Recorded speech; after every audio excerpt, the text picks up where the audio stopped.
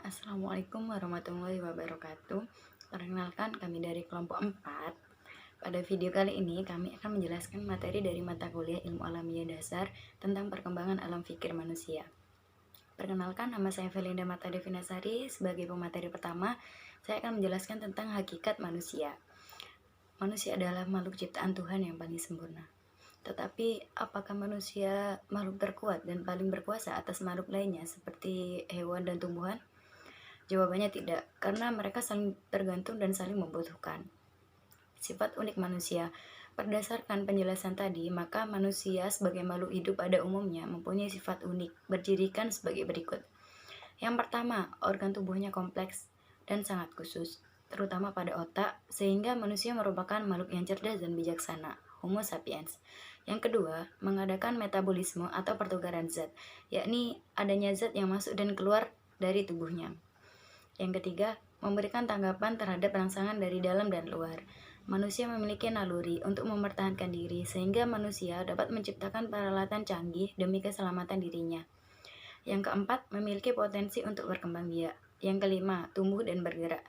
Yang keenam, berinteraksi dengan lingkungan. Artinya, A. Manusia dapat membuat alat-alat dan menggunakannya, sehingga disebut sebagai manusia kerja, Homo faber. B. Manusia dapat berbicara, Homo longuens, sehingga apa yang menjadi pemikiran dalam otaknya dapat disampaikan melalui bahasa lisan maupun tulisan kepada komunitas maupun generasi berikutnya. C. Manusia dapat hidup bermasyarakat, Homo socius, dan berbudaya, Homo humanis.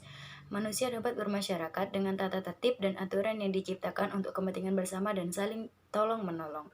D. Manusia dapat mengadakan usaha atas perhitungan ekonomi, Homo economicus, mengadakan tukar-menukar barang, barter, maupun jual beli dengan prinsip ekonomi sehingga kebutuhan materinya terpenuhi. E. Manusia juga mengenal keindahan di sekelilingnya, Homo aestheticus. Nomor 7. Apabila tiba masanya, ia akan mati. Oleh karena itu, manusia menyadari adanya kekuatan gaib yang memiliki kemampuan lebih hebat dari manusia yang dapat mengatur jagat raya ini, sehingga menjadikan manusia berkepercayaan atau beragama, atau disebut homo religius. Materi selanjutnya akan dijelaskan oleh pemateri kedua. Pemateri kedua dipersilahkan. Oke, perkenalkan, nama saya Lulu Al-Mukarramah. Di sini saya sebagai pemateri yang kedua akan menjelaskan tentang rasa ingin tahu.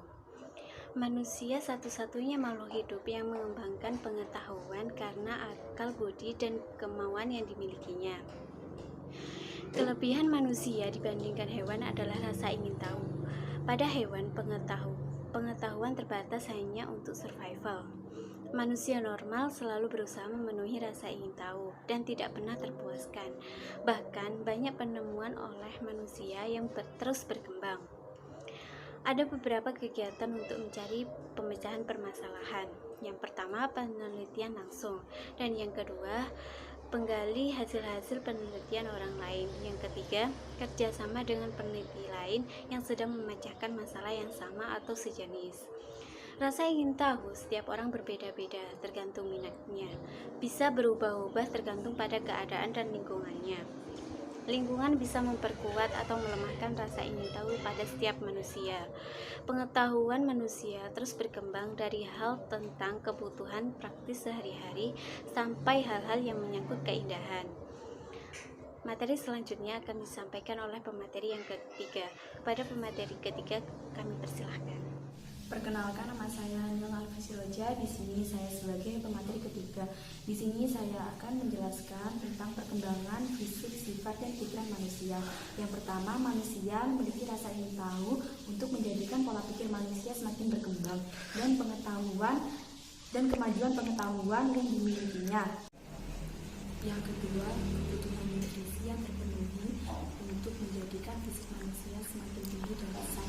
Yang ketiga, berkembangnya menuju kedewasaan. Yang keempat, perkembangan pola pikir yang mempengaruhi sifat-sifat manusia, yaitu sifat pribadi maupun sifat sosial.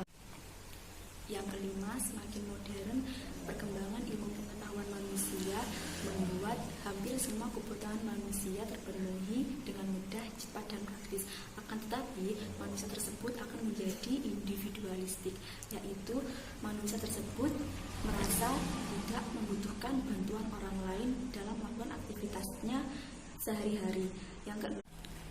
Yang keenam, semakin maju pola pikir manusia, semakin cepat untuk tumbuh dewasa karena dipengaruhi oleh adanya lingkungan global yang sangat kuat.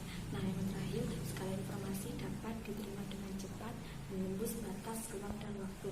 Nah, untuk materi selanjutnya akan disampaikan oleh materi yang keempat. Nama saya Zumurati Nuria, saya akan menjelaskan materi tentang perkembangan alam pikiran manusia. Perkembangan alam pikiran manusia dapat dilihat dari dua aspek, yaitu aspek zaman dan aspek kehidupan manusia. Yang pertama, aspek zaman. Aspek zaman dimulai dari zaman purba sampai dengan zaman sekarang. Sejak zaman purba, manusia sudah menghadapi berbagai macam masalah. Sifat keingintahuan manusia muncul untuk memecahkan suatu masalah yang menghasilkan banyak jawaban. Kemudian timbullah masalah-masalah baru yang mengakibatkan perkembangan alam pikiran manusia dari hari ke hari semakin berkembang. Dua aspek kehidupan manusia dimulai dari manusia dilahirkan sampai dengan akhir hayat. Alam pikiran bayi dari hari ke hari akan mengalami perkembangan seperti mengamati lingkungan tempat tinggalnya, yaitu dengan cara menyelidikinya sendiri atau bertanya pada orang lain. Rasa ingin tahu anak akan melemah jika orang-orang di sekitarnya malas untuk menjawab sifat keingintahuan si anak. Hal ini akan menyebabkan perkembangan alam pikiran anak akan menghambat. Perkembangan alam pikiran dapat disebabkan oleh rangsangan dari luar atau tanpa adanya dorongan dalam dirinya sendiri, seperti orang yang tinggal di daerah lingkungan banjir. Pikiran manusia bisa berkembang disebabkan oleh rangsangan dari luar atau tanpa adanya dorongan dari dalam dirinya sendiri, seperti orang yang tinggal di lingkungan banjir. Alam pikiran manusia juga bisa berkembang karena keterpaksaan, seperti mendengarkan ceramah yang tidak diminati yang akan berdampak positif dan negatif bagi setiap individu. Tetapi juga perkembangan alam pikiran manusia bisa berkembang karena adanya dorongan rasa ingin tahu yang dimiliki oleh setiap individu untuk memecahkan masalah atau mengetahui suatu hal yang baru. Selanjutnya, karena materi yang kita bahas sudah selesai, maka akan dibacakan kesimpulan oleh teman saya. Halo, perkenalkan nama saya Septilvia Tulinayah. Di sini saya akan menyampaikan kesimpulan dari materi-materi yang sudah disampaikan tadi oleh para pemateri. Jadi begini, Tuhan menciptakan dua makhluk. Yang pertama bersifat benda mati dan yang kedua bersifat makhluk hidup. Benda yang menempati di muka bumi ini tunduk pada hukum alam, sedangkan makhluk hidup tunduk pada kehidupan. Tetapi yang jelas, ciri-ciri kehidupan manusia sebagai makhluk hidup yang tertinggi lebih sempurna dari hewan maupun tumbuhan.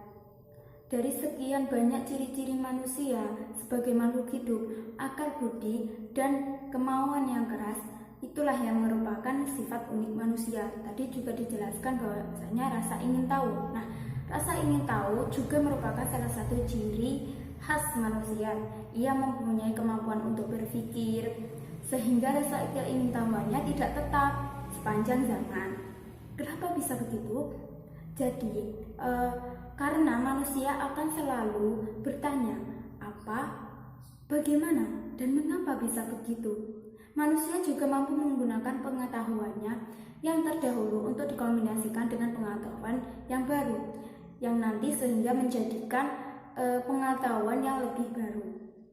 Tadi sudah dibahas juga bahwasanya ada dua macam perkembangan alam pikiran manusia, yakni yang pertama perkembangan alam pikiran manusia sejak zaman purba hingga dewasa ini, dan yang kedua yaitu perkembangan alam pikir manusia sejak dilahirkan sampai akhir hayat. Nah, selesai. Mungkin itu saja pemaparan kesimpulan dari saya. Di sini saya mewakili kelompok 4. Apabila ada salah kata dari penyampaian materi tadi, saya mohon maaf yang sebesar-besarnya.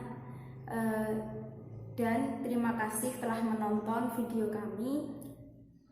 Mungkin itu saja dari kami kelompok 4. Saya akhiri. Wassalamualaikum warahmatullahi wabarakatuh.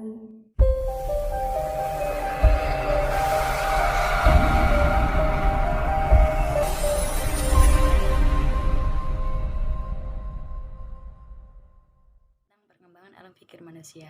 Perkenalkan, nama saya Valinda Mata Devinasari. Saya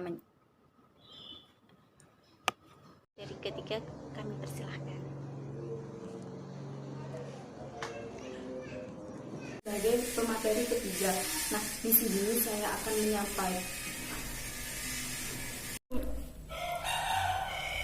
Perkenalkan, nama saya Zumrod Nuria. Saya akan menjelaskan materi. Jadi seperti ini.